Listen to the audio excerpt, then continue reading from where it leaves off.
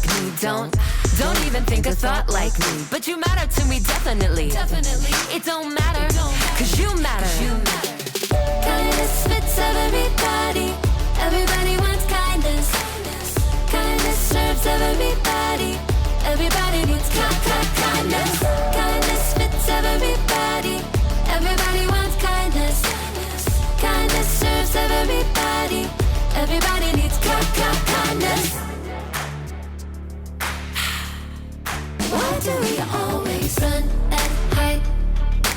Pick our sides. Say we tried. Irrationally, we scream and shout. Get it out. We keep our doubts indefinitely. But now I think it's time we walk across these lines. You don't look like me, don't act like me, don't even think a thought like me. But you matter to me, definitely. It don't matter, cause you matter. Kindness fits everybody. Everybody wants kindness. Kindness serves everybody. Everybody needs kindness. Kindness fits everybody. Everybody wants kindness. Kindness serves everybody. Everybody needs kindness. The world we want won't happen in our blindness. No, I'll do my part and meet you here with kindness. 2, 3, 4. You don't look like me, don't act like me, don't even think a thought like me. But you matter to me, definitely. It don't matter, cause you matter. Kindness fits everybody. Everybody wants kindness. Kindness serves everybody. Everybody needs kindness. Kindness fits everybody. Everybody wants kindness. Kindness serves everybody. Everybody needs kindness.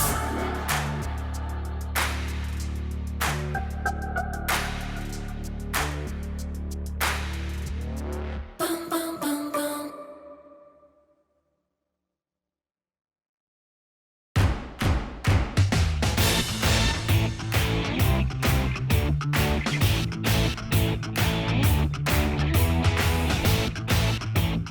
What's up, people? I am Haley, and I hope you came to cheer today because I am and always have been a super fan!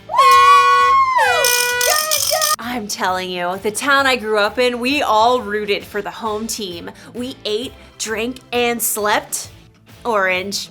And whether we were there in the stands or watching from home, we cheered our hearts and our lungs out for our team. That's what's called kindness. Kindness is showing others they are valuable by how you treat them. And if you're wearing orange like me, you can expect some first-class treatment. But if you're wearing blue, then that means you're a fan of that other team. Our rivals. I can tell you what they're like. They're mean. They're cheaters. They eat broccoli.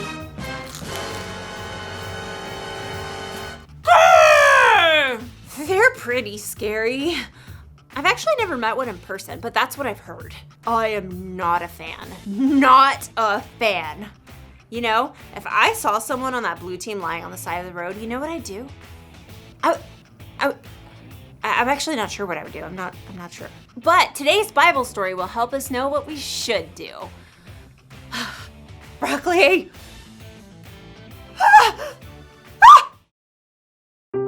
The Bible. It's 66 books of history, stories, letters, and poetry that fit together to form God's one big story. The epic adventure of how He created us and loves us so much that He made a way to rescue us. As we travel through the Bible, from Genesis to Revelation, we discover people who met God and found their lives changed forever. Now, for an amazing story, inspired by the book of Luke, chapter 10, verses 25 through 37. Everywhere Jesus went, crowds of people followed. His popularity made the religious leaders kind of nervous, how he turned their expectations upside down. What is he up to anyway? So they began to look for ways to trip him up. One day, a law expert saw his chance to test Jesus. Teacher, what must I do to inherit eternal life? Jesus turned the question right back on the law expert. What is written in the law? How do you read it? Love the Lord your God with all your heart and with all your soul and with all your strength and with all your mind. And love your neighbor as yourself. You have answered correctly. Do this and you will live. But the law expert wanted to discover the very least he could do to obey the law, so he got tricky. Yes, but really, who is my neighbor? Jesus looked directly at the law expert and he saw what was in his heart. So Jesus began a story. A man was going down from Jerusalem to Jericho. Now, if Jesus were to tell this story today, it might go something like this. There's a man that we'll call Ben, who needed to travel from Jerusalem to Jericho. It was a lonely, rugged road, but he was well prepared. Got my water skin, got my quail jerky, got my snake repellent, got my large number of clinking gold coins. Stick 'em up! Uh-oh, forgot my mace. A band of robbers attacked Ben. They took everything, leaving him half dead by the side of the road. Help! Please! Help me! There was no one to hear. The sun beat down.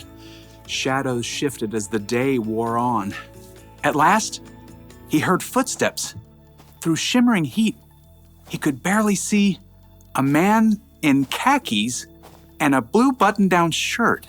In the beginning, let me Google the Greek word for beginning. That'll make me sound more intelligent. The man was a preacher working on his Sunday sermon. Help me! The preacher spotted Ben lying there in the dust, but he immediately looked down at his phone, pretending not to see. Instead, he crossed to the other side of the street, putting as much space between him and Ben as possible. Please! But the preacher was gone. Ben's throat was dry now. He could barely swallow. Finally, he saw someone else. I've got peace like a river, I've got peace like a river, I've got peace like a river in my soul. A worship leader was now trekking down the road. He wore skinny jeans, an unnecessary scarf, and AirPods. Help me! Well, the worship leader definitely saw Ben, but he cranked up the volume on his AirPods and shimmied to the other side of the road as he passed. I've got peace like a river, I've got peace like a river, I'm gonna run away. As the man's voice faded away, Ben was left in despair. Shadows lengthened as evening approached.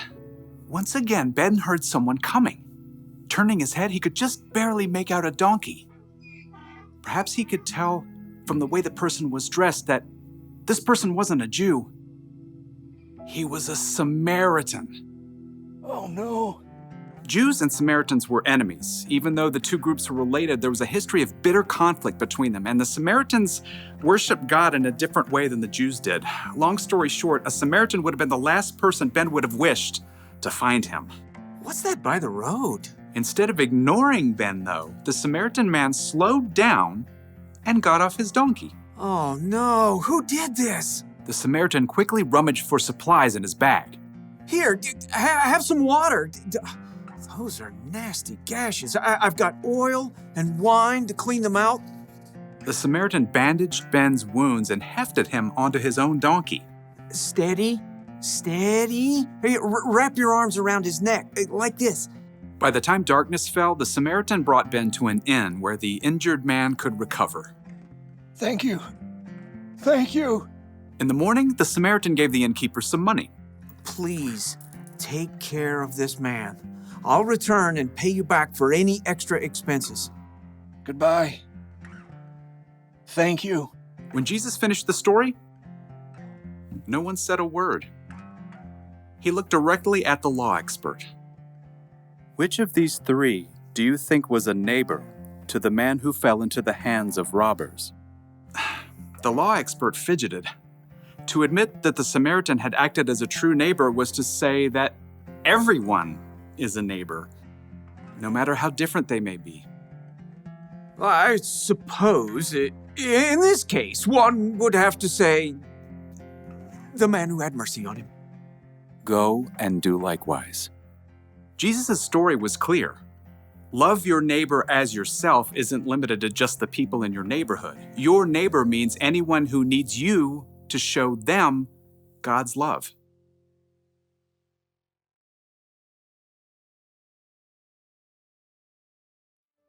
So Jesus said to love your neighbor as you love yourself. And who is your neighbor?